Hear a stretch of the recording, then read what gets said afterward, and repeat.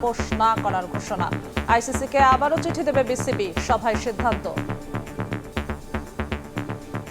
আমরা আমাদের ব্যাপারে অনড়। একটা খেলোয়াড়কেই যখন দেখলাম যে শৃঙ্খলা সিকিউরিটি দিতে অসুবিধা কারণেই তো তাকে বাদ দেওয়া হচ্ছে, তখন একটা দল, একটা পুরো বাংলাদেশের জনগোষ্ঠী যারা খেলা দেখতে যাবে, এটা তো বিরাট ব্যাপার। নিরাপত্তা, বাংলাদেশের সম্মান আর বাংলাদেশের মর্যাদার প্রশ্নে আমরা আপোষ করব না, কিন্তু আমরা অবশ্যই ক্রিকেট বিশ্বকাপ খেলতে চাই। আইসিসি থেকে যে চিঠিটা পেয়েছি পরে আমাদের কাছে মনে হয়েছে ভারতে যে প্রচন্ড একটা নিরাপত্তা ইস্যু তৈরি হয়েছে বাংলাদেশের ক্রিকেটারদের জন্য, সেটা তারা রিয়ালাইজ করতে সক্ষম হয় নাই। আশা করি আমরা আইসিসিকে বুঝাতে সক্ষম হব।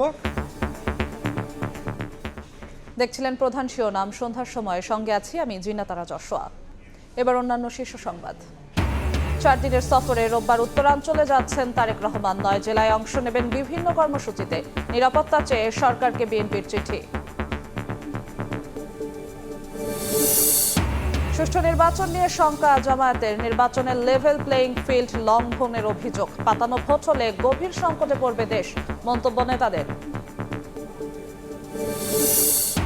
এবারে নির্বাচন হবে লাইনচ্যুত রেলকে ট্র্যাকে তোলা, বললেন ইসি সানাউল্লাহ। ভোট ঘিরে 8 ফেব্রুয়ারি থেকে 7 দিন মাঠে থাকবে আইন শৃঙ্খলা রক্ষা বাহিনী।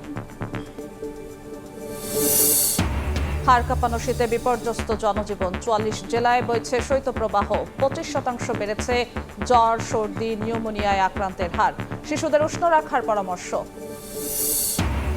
এবং যুক্তরাষ্ট্রে যেতে লাগবে $15,000 পর্যন্ত জামানত। বাংলাদেশ সহ 38 দেশের নাগরিকদের জন্য নতুন ভিসা বন্ড নীতি 21 জানুয়ারি থেকে কার্যকর।